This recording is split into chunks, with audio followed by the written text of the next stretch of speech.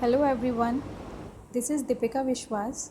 In my last video, I have covered about cervical cytology. Today we will study about Papanicolaou staining. Papanicolaou staining, that is the most important stain utilized in the practice of cytopathology, especially the cervical cytology. Yes, it is the most notable for its use in the detection of cervical cancers. It was developed by George Papanicolaou in 1942. He was the pioneer in the cytopathology and early cancer detection, hence the inventor of Pap smear, Pap staining. It is a polychromatic stain containing multiple dyes to differentially stain various components of the cells.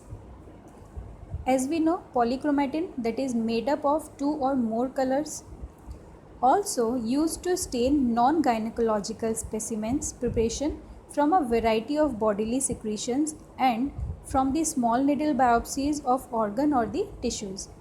What is the principle of Papanicolaou? Papanicolaou stain includes both acidic as well as the basic stains. Basic dyes, you can say. Acid dye stains the basic component of the cells, whereas the basic dye stains the acidic component of the cell. Okay.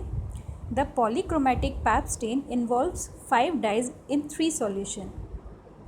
Total of 5 number of dyes and the working solution is of 3 solution. That is hematoxylin, orange green 6, eosin azures, light green SF and Bismarck brown Y. So these are the reagents used in the Pap staining.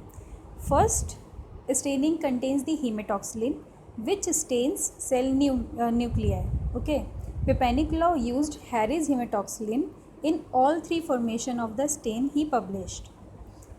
As it is mentioned here also, it gives the nuclear stain which stains cell blue, including different composition of the stainings, that is hematoxylin, that is 5 gram and so on. The second staining solution contains orangey, which is with the 95% ethyl alcohol with a very small amount of phosphotungstic acid. You can see the 15 gram.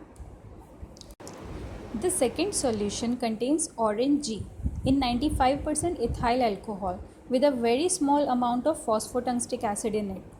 In the OG6 here you can see the OG signifies orange G and the 6 denotes the concentration of the phosphotungstic acid. Okay, the variants are OG5, OG8, etc. Next is eosin azure 50, the third staining solution. It is made up of 3 different dyes, that is eosin Y, light green SF yellowish and Bismarck brown Y. It is all prepared in the 95% ethyl alcohol with a very small amount of phosphotungstic acid and lithium carbonate. This solution, the third solution designated EA, followed by a numbers which denotes the proportion of dyes. Other formulation includes, as this is EA50 and others are EA36, EA50, 65, etc. After preparing these reagents, we should filter all the stains before the use. So what are the use of counter stain and these different dyes? The counter stain, which are dissolved in 95% ethyl alcohol, this helps to prevent the cells from overstaining, which would obscure nuclear detail and cell outlines, especially in the case when the cells are overlapping on the sides.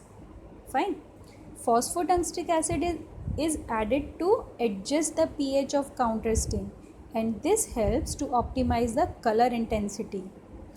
Another is eosin azure. This is also the counter stain which contains Bismarck brown and phosphotungstic acid, which when in combination, जब ये दोनों साथ में होते हैं, cause both to precipitate out the solution or reducing the useful life of the mixture. Fine. So next, these are the Pap smear equipments. First, we have seen in the cervical cytology also the speculum. Then these are some you can say the brooms or the spatulas which is help to collect the samples for pap smearing. First one is liquid cytology. If we use if we collect the liquid sample, then here the glass slides. In this box we have to keep the glass slides. Then the jumbo swabs, brooms, spatulas and cytobrush are there here. With these 5 different you can say the brooms, we have to collect the smear. Then by this procedure, sampling the cervix using a cervical spatula, then sampling the endocervix using a endocervical brushes. And after that we have to just prepare the smear on the glass slide and send it for the pap staining. So what is the procedure of pap staining? This is the standard method. There are so many different methods. So first of all we will fix the smear using 95% ethanol. Okay, excuse me. 95% ethanol for 15 to 30 minutes. Then we will wash it with tap water, and after that we will stain it with the hematoxylin staining for 1 to 3 minutes. The time may vary according to the selection of the solution, or can say the solution concentration. After that we will rinse it with the water or the Scotch tap water. Then we will again dip in the 95% ethanol, then staining with the orange G stain for 1 minute and half seconds. Then again in the ethanol for 10 dips. 10 dips means you have to dip inside the ethanol for a few seconds, then you have to remove it. Again you have to do it like this. You have to follow the trend for 10 dips. Again stain with the Eosin Azure 50, or you can modify with the Eosin Azure 50 or 65, and for this is for the 2.5 minutes. After that 95% ethanol for 10 dips and 2 different changes. You have to change the solution. Then 100% ethanol for at least 1 minute, and finally clear inside the xylene solution. This is for the 2 different changes and for the 2 minutes. Lastly we have to mount the smear after drying out. Obviously after you are doing the clearing of the smear using the xylene, you have to dry the smear, then finally mount it. You can use the mounting medium like DPX, that is the Dextrine, Plastizzer and xylene. This is the combination. ये एक liquid type का होता है, इसको drop wise इसको smear के ऊपर रखना होता है, and then you can observe under the microscope. Then results and interpretation of Papanicolaou staining. The stain should result in cells that are fairly transparent. So even thicker smear with overlapping cell can be interpreted.